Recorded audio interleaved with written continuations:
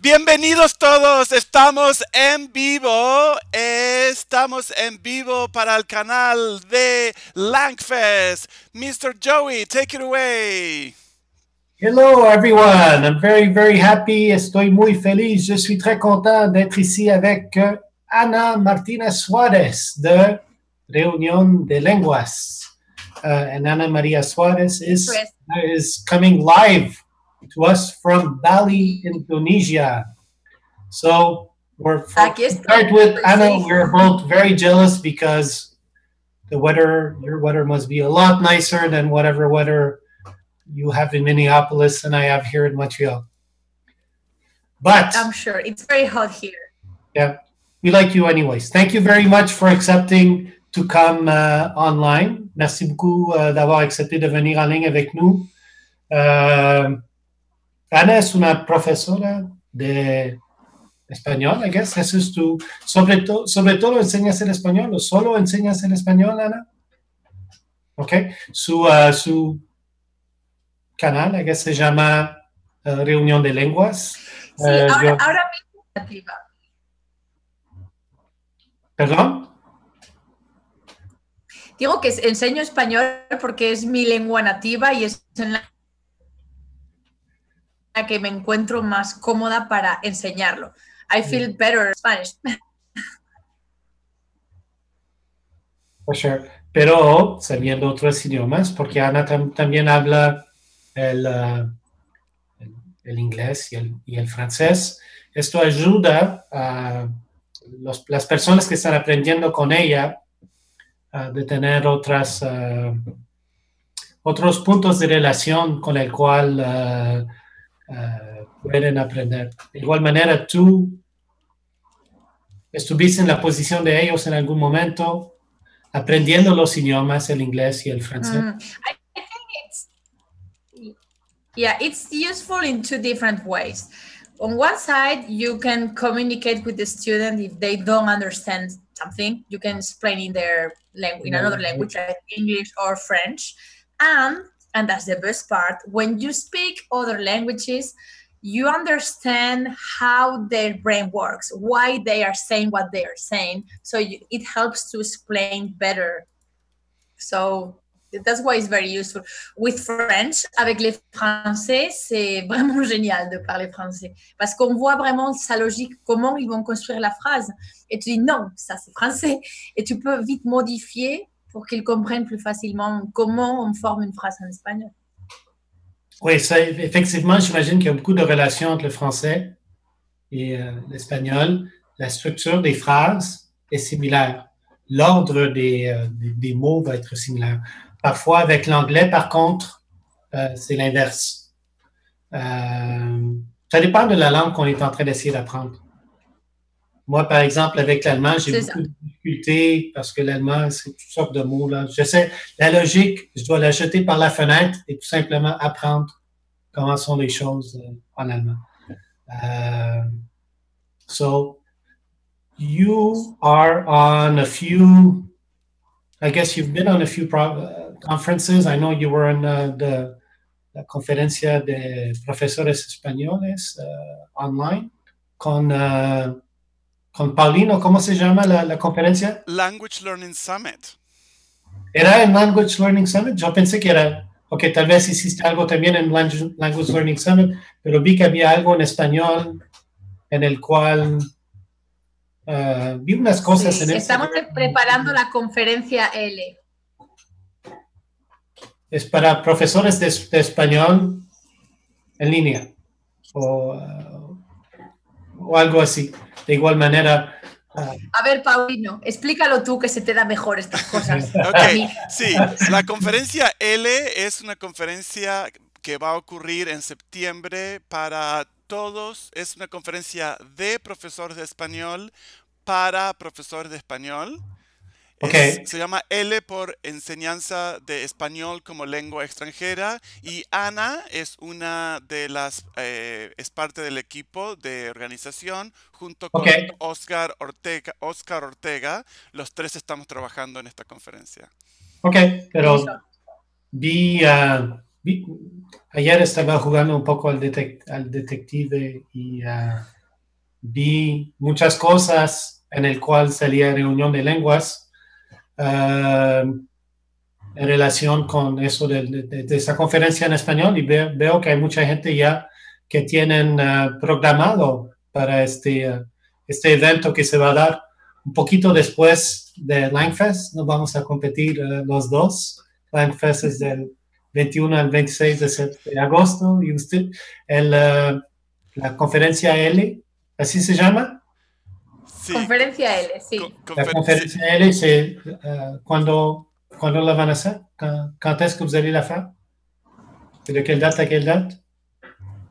Del 12 al 29 de septiembre.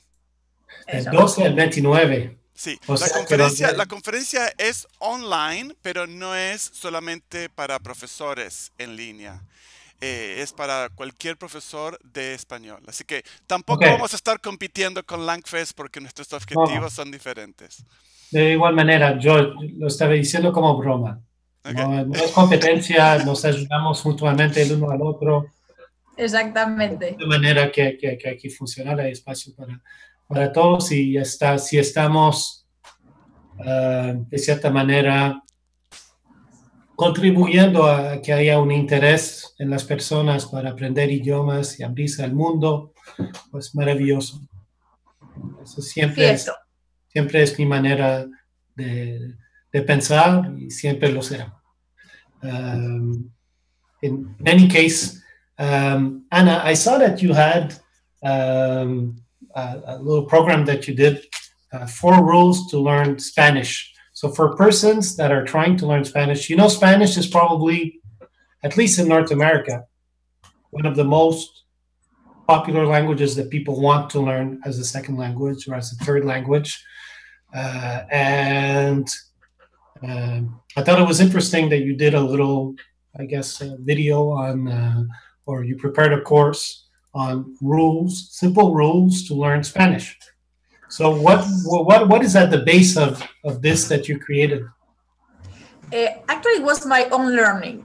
The way I learned French and English. So I read a lot about learning languages. So there's tons of different techniques. Each person finds their own way.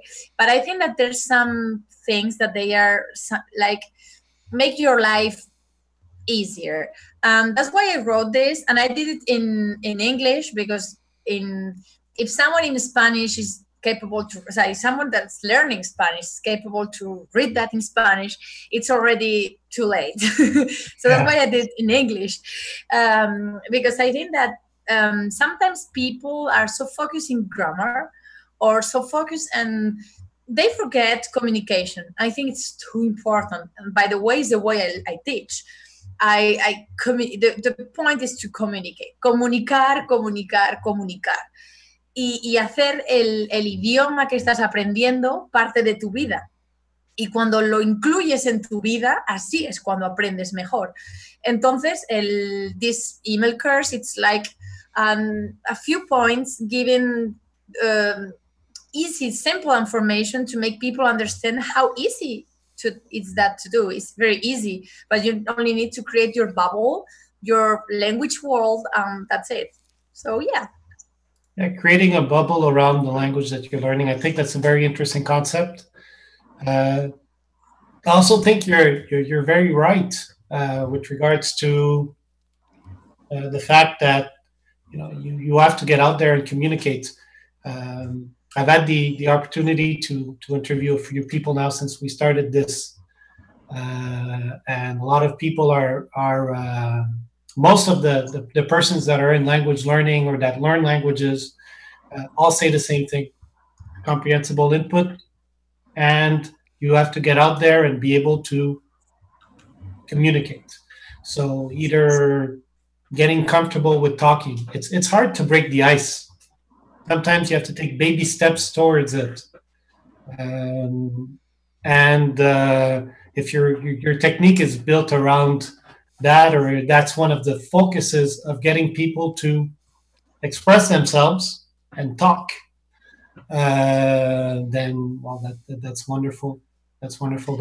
I think that's definitely the right approach. And have you seen that in your students? They learn quicker because of the fact that you make them talk? That's for sure. Because I had already a few beginners, like beginners, not even, they only knew how to say hola, una cerveza, por favor. I don't know, all the sentences that everyone in the world knows. Yeah. But nothing else. So since the first class, I always speak in Spanish, only Spanish all the time. Sometimes maybe I can translate one word if I cannot explain it, and if I don't find a way, even with mimics and finding an image on Google, if even with that they don't understand, I will translate. It's okay. But it's Spanish since the beginning, and it's amazing how fast they can communicate. Spanish is not perfect, but we can communicate. And in what, important. 2-3 classes, it's easy. I was amazed at the beginning. I say, how do they learn so fast? But I don't know. Since I know what they know, I just oriento la conversación para que puedan comunicar, y como pueden hablar, pues se sienten seguros y hablan más. Y entras en una burbuja, no, en un... ay, no me sale la palabra, en un círculo de seguridad en el que están a gusto y hablan y aprenden mucho más rápido, por supuesto. Sí, será. Yo pienso uno puede ir estudiando un idioma por mucho tiempo antes de sentirse cómodo con la idea de hablar. A veces algunas personas están leyendo, adquiriendo material de manera pasiva durante mucho tiempo. Y eso puede durar ad eternum si uno nunca tiene el valor de poder decir, ok, hoy día es el día que yo voy a tratar de por lo menos balbucear algo, de decir algo. Claro. Porque si no, se queda aquí en la cabeza y no lo estás... no. Exactly. That's the thing. It's the way I see learning. It's the way I learned. So it's the way I teach. Yeah. Where did you learn your English? Well, I started in school, obviously, like I guess like everyone. But in Spain, or at least when I was a kid, we started quite late. I think I was like 10 years old, maybe, or something, which is late to start learning English. But I travel a lot. I love to travel, so that's how I improve my English. And my boyfriend, his mother tongue is English, so we speak in English all the time. But he speaks French and Spanish as well, so we're switching all the time. So that's why I improve my English. But let's say that it's travels. Travels help me with English. For sure. English is probably the language that gets you, if you don't know the language, the local language, it's the language that most people will be able to defend themselves with. I guess that's why it's important for people to learn as a language. That's where a lot of people have interest in learning English. We're fortunate that we already speak it. I think sometimes the fact that you know English, though, is a barrier to your learning more about other languages. I was going to say that British and Americans, I have a few students from England or the United States, if it's harder for them just because they never feel the need to speak another language. They always had English. So it's like their brains doesn't know how to learn something else. It takes a bit longer and then it starts. But at the beginning, they are like, they just can't. They can't. It's funny, but that's for sure. All my English speakers are the same way. All of them. If they don't speak another language, if Spanish is their first, second language. Yeah. I think in Europe, the British, the people in the UK, have a reputation for being probably an exception, because for most other countries in Europe, learning a second or a third language is almost normal. Whereas here in North America, we have the same syndrome that you have in the UK. Maybe in Montreal, in my province, it's different because we have French. Yeah, So all of us learn French, and we're exposed to English so much that most of us speak English also. Whatever, it's another reality. But in the context of where we are, for example, in Minneapolis, are there a lot of people that speak any other language than English? We do have quite a diversity here. Obviously, Spanish, because we have a lot of immigrants from a long time, but Minnesota happens to be one of the states with a high population of Hmong, for example. We have refugees from the Hmong population. Okay. In Somali, we have a lot of refugees from Somali.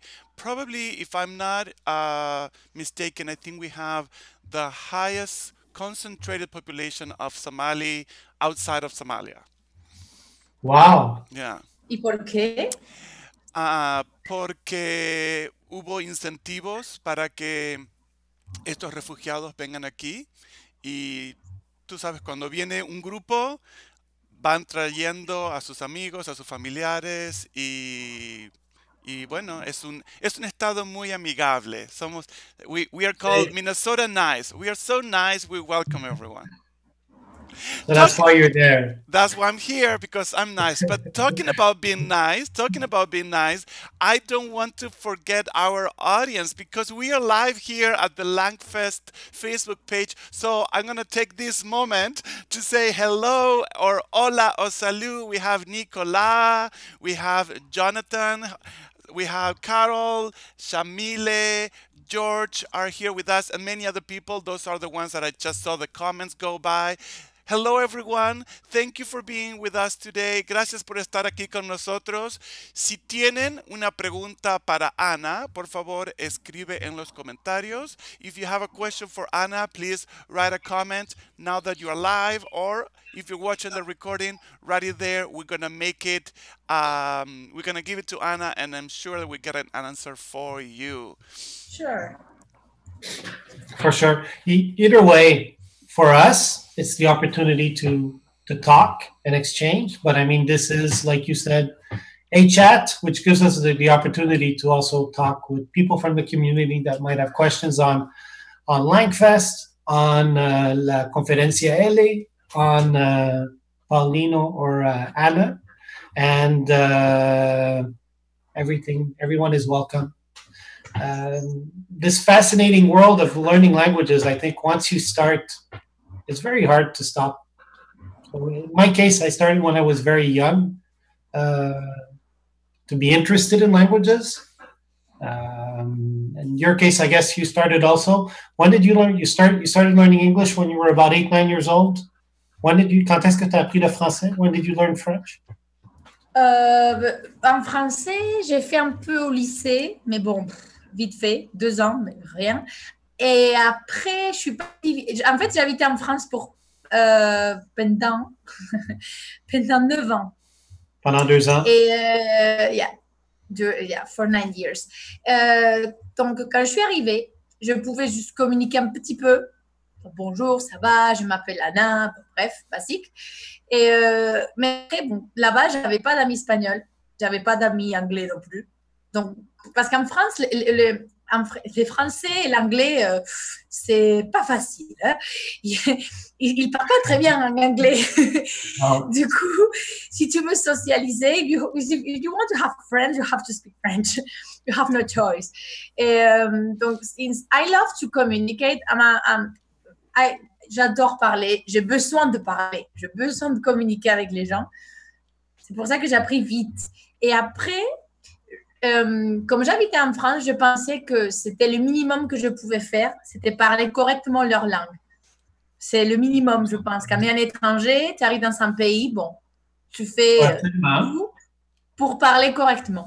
Donc là, bon, je n'ai pas été en France depuis 1 an, donc j'ai un accent un petit peu plus fort, mais quand même, mon français était bien meilleur quand j'habitais là-bas. Et donc j'étais 5 ans à Toulouse et 3 ans et demi à l'île de la Réunion. Pas loin de Madagascar. Je ne sais pas si tu vois où c'est. I don't know if people here knows where Reunion Island is, because Paulino didn't know. I didn't know either, but now you said close to Madagascar, so it's in the south of Africa, I guess. Yeah, so you have Madagascar, and on the east you have Mauritius Island, Mauricio. Yeah. It's not, but it's right next to it. It's a small island, a very, very beautiful island with tons of mountains and a volcano. It was active last year 7 times, 7 erupciones el año pasado. Yeah, it's quite amazing. So yeah, that's why I speak French, because of France. Ana,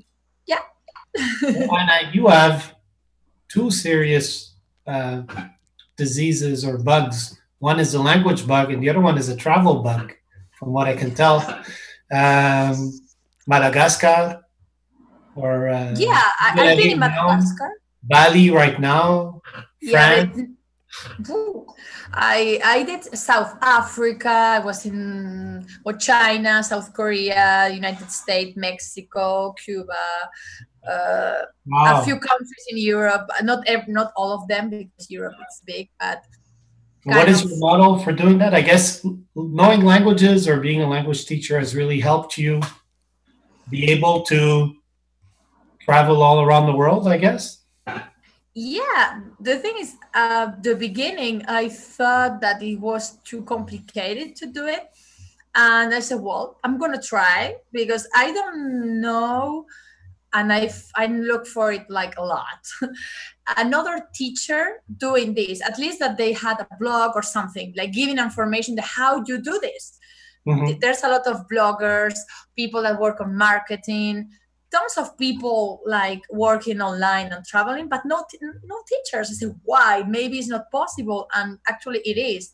And if you have a good organization, you can just work and enjoy your trip, and it's cool. I'm very happy of what I'm doing now. Yeah. So what are your criteria for deciding where you're going to go next? I don't know. Right now we are in Asia, because my boyfriend is traveling with me. So he really wants to go to Philippines, and I really want to go to Nepal. And we have to do what is in the middle. So, I don't know. También depende de los visados, porque hay algunos países, por ejemplo en Vietnam, tienes un visado de 15 días, luego tienes que salir del país un mes y volver a entrar. Entonces también eso marca un poco el viaje. ¿15 días? Sí, tienes 15 días, porque si no, puedes aumentarlo a un mes, pero es súper caro. No me acuerdo cuánto, pero es muy caro. Okay. Y hay que hacerlo online bastante tiempo antes, un rollo. Entonces, si entras y sales, te ponen el sello, pagas $30 maybe, and that's it. So yeah, I think we're going to stay in Asia like for still 5 or 6 months, and then maybe Australia, maybe. I don't know. Wow. I have to sit with my parents. You know why? I'm not a kid anymore, but my parents have my dogs. They're taking care of my dogs. So I have to say, well, Mom, can I continue traveling, please? Oh, yeah. So you have Skype conversations with your dogs also, or? Not on Skype, but my mom tell me to just send audios with WhatsApp, you know, like calling them or saying, oh, you're so cute. And they just put, y se lo pone, y los perros. So hace tiempo que no los has visto ahora, me imagino. Sí, bueno, ahora hace poco que empecé este viaje, hace un poquito más de un mes. Pero bueno, los echo de menos porque a mí me gusta mucho correr. Yo voy a correr cuando estoy en España o en Europa, y voy a correr con ellos todos los días. ¿Qué tipo de perros? Pues son 2 perros adoptados. Los adopté en Isla Reunión precisamente. Entonces uno es como un labrador chocolate. No sé cómo se dice la raza en inglés. It's like Labrador. Yeah, Labrador. Yeah, like chocolate Labrador, but it's not a real one. She's like a mix, but it looks like no. Yeah. Fake chocolate. No, but when people see him alone, they say, wow, it's a Labrador. And when you see him next to a true Labrador, you see that it's not a Labrador. It's not. And the other one, it's like, it's a mix, a bit of German, I think it's German Shepherd. German Shepherd? Pastor Alemán, but smaller. And yeah, it's kind of, but not. Another fake German Shepherd. So yeah, they were, I adopted. So tienen pasaporte también. Tienen pasaporte también los claro. Perros. Sí, los perros, porque para salir de la reunión. Para hacer eso, ¿no? Sí, necesitan un pasaporte los perros, sí, para poder coger el avión. Wow. Sí. Pero los dos en la calle. A la chica, que se llama Pony, la encontré cuando tenía 4 meses, que casi la atropella un coche y yo la cogí y me la llevé a casa. Y al otro lo adoptamos con 2 años, con una ¿cómo se llama? Una asociación. On a fait famille d'accueil et on a gardé les chiens, en gros. Okay. Combien de temps est-ce que vous avez été à l'île de la Réunion? 3 et quelques. Et c'est trop génial. Moi, j'imagine que ça doit être très beau. Mais j'imagine Bali aussi. Là, les personnes pensent à Bali et tu vois des belles plages, les tropiques avec les palmiers. Non, mais le beau truc de la Réunion... mais la Réunion, le mieux, c'est que c'est une île volcanique. Donc, il y a les pitons de neige qui fait 3071. Parce que je suis allée plusieurs fois là-haut, 3071. et le truc, c'est qu'il y a des milliers d'années, il faisait 4000 mètres. Mais il s'est effondré et quand il s'est cassé partout, il a formé 3 cirques autour. Et c'est comme des calderas, on dit comme ça en français, calderas, mais il y a des montagnes au milieu. Donc, il pleut beaucoup, donc c'est vachement vert, il y a vachement de relief, c'est incroyable. Moi, j'ai beaucoup voyagé, j'ai vu beaucoup de trucs et en nature, c'est rare que je puisse dire « wow » parce que when you see something like Reunion Island, it's hard to find something better. Yeah. Well, I think it seems to have many different ecosystems, a little bit like my wife is from Ecuador, so I spend a lot of time in Ecuador. In future, I will spend more. Now I only spend a couple of months a year, but they have all the different ecosystems with the Costa, the Sierra, they have the Galapagos Islands, and everywhere is very different from each other. And I think Île de la Réunion seems to be like that. You have it's an island, so you can have ocean, but you also have the mountains, 3,000 meters, which is pretty big. Joey, since you're talking about La Reunion, I have to admit, whenever you start speaking French, I have to really pay attention. It's a little harder to understand. But we do have a comment from Jonathan Hagen who says, Anna's French is pretty good. And I agree with Joey that language learning and traveling go hand in hand. Joey, before we end in a couple of minutes, we have a question from George about Langfest. He says, what does the Langfest schedule look like? Any highlights we can look forward to? So before we end today in a couple of minutes, if you have anything for us about Langfest, it would be great to share. And I'm going to try to read Nicolas' comment or question that is in French, so you might have to read it again. Okay, go ahead. Just to practice my French a little bit. So Nicolas says, l'intérêt pour l'espagnol était fort à la Réunion aussi, où tu faisais surtout des sessions en ligne, pas nécessairement avec des jeunes de Laval. That's a question. That's a question. Pas nécessairement avec les jeunes de Laval? You can answer that now. Ok. Et du coup, bon, les créoles eux-mêmes, parce que à La Réunion, les locaux, c'est des créoles. C'est un peu comme dans les îles des Caraïbes. Donc, les créoles eux-mêmes, il n'y avait pas un grand intérêt pour l'espagnol, quand même. Parce que ils parlent créole et à peine français et l'anglais. Mais il y a beaucoup de gens de métropole qui habitent là-bas, qui viennent de France ou d'autres endroits, mais principalement de la France métropolitaine.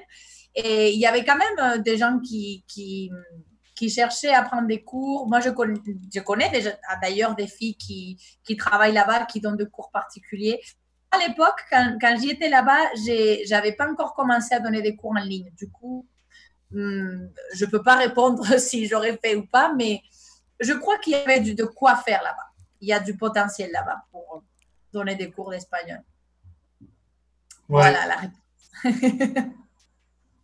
C'est vrai. Honnêtement, pour moi, c'est une langue, je pense que c'est la troisième langue la plus parlée.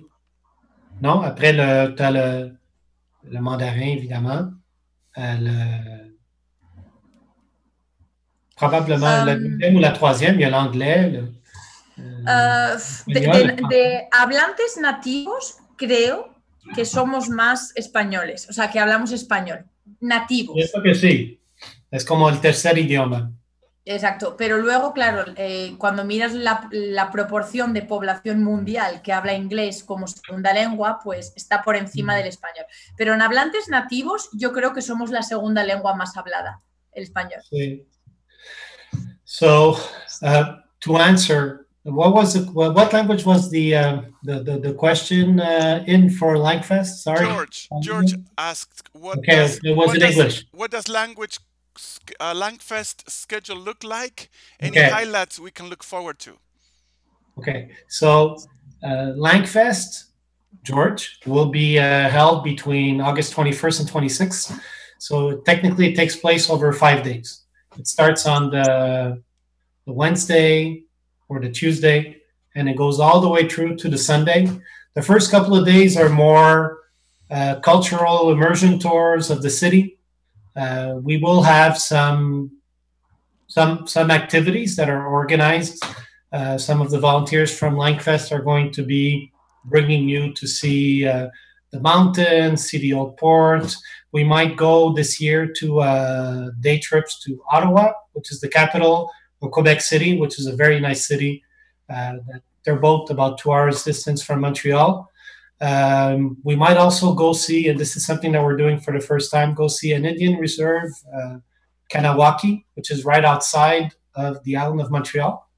And that, for people that are into language learning, should be an interesting experience. This year, we're going to have workshops on different languages, but we will have a workshop on Mohawk language or Cree language to be determined still at this point, but we will definitely have a workshop on one of the native languages, but that's going to probably take place on either the Friday, Saturday, Sunday, which are the 3 actual days where we are going to hold the conference at Concordia University. Up to now, speakers that have already been announced, well, you have Connor Klein and Yander Vanderha, something like that. And we have a couple of other speakers which will be announced soon. We have Anya Winters from Learn German with Anya, which is also a language teacher but traveler like you, Anna. And she goes all around the world right now. Maybe you're crossing paths. I think she's somewhere around Bali, Indonesia, something like that. And she's making her way back to Europe, and then she's going to come and spend the month of August probably in North America and Montreal. It's the first time she ever comes. So we're very happy to be able to have her here. She's got a large following. And for people like myself that are trying to learn German, well, it is a very big treat to have Anya with us in Montreal. Of course, Paulino will be there this summer again. And I think, Paulino, you're going to be giving a Spanish workshop, most probably, and dance classes. We're really looking forward to that. Are you the one that's giving dance classes this year, or is somebody else? We'll see. We'll keep the suspense going. But for those who still, I mean, we have several followers here. I can see people online who follow Langfest page, but we also have some new faces. So if anyone doesn't know about Langfest yet, they can go to langfest.org and keep looking at all the information. You know, the information you mentioned, it's posted there. They can see the schedule. They can see how to get tickets so that you can plan to be at Langfest in Montreal. And more information will be updated on the website. So everyone who has not learned about Langfest yet, go to langfest.org and you'll see all the updated information there. And of course, one last point. Of course, keep following the Facebook page because we keep giving you information here as well. That's it. And we have wonderful guests like Ana that we receive every week, where we talk about our passion for languages, language learning, and tips and tricks and things of the sort. We are very fortunate to be able to have those people here with us. And I think this is something that's a great... It's a great opportunity for the people that are in the language learning community to get to learn some of the players, like Paulino and Ana and many other people that are out there that are passionate about language learning also, and that each have something genuine that they can offer to you to help you in your path to language learning. Basically, this is what Langfest is about, giving you a venue through which you can meet with other people and exchange on language learning and stay motivated and interested in your adventure. Language learning for me, it's not a sprint; it's more of a marathon, a very, very long marathon sometimes, depending on the language that you're trying to learn. But you have to be persistent. And sometimes you look at blogs, sometimes you look at YouTube, sometimes you take a class with someone, but mix it up, but just keep going. Don't get discouraged. That's the only advice that I can give people. And coming to events such as Langfest is just part of the process in keeping you in tune and keeps the machine going, and it motivates you, energizes you, and keeps you going for another year. Anyways, yeah, you create a bubble doing that. That's it. So thank you very much to Paulino for being the co-host this week, and for Ana under short-term circumstances to accept our invitation. We're very, very fortunate to have had you with us, and to all our followers. Well, we look forward to seeing you this summer, and follow us on Langfest next week and every other Friday at the same time. There will be another invited guest, and we look forward to exchanging with you. Thank you. Merci beaucoup. Gracias, Ana. Realmente un placer haber podido tener la oportunidad de hablar contigo.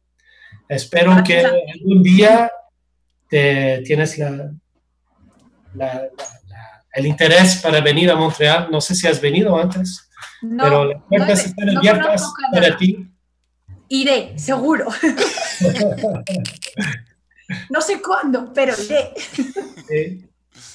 Perfecto. En el verano está muy lindo. En invierno no lo recomiendo. Todo el mundo me dice eso. Vete en verano. Sí. Okay, so thank you everyone. Merci beaucoup. Gracias. Hasta luego. Adiós.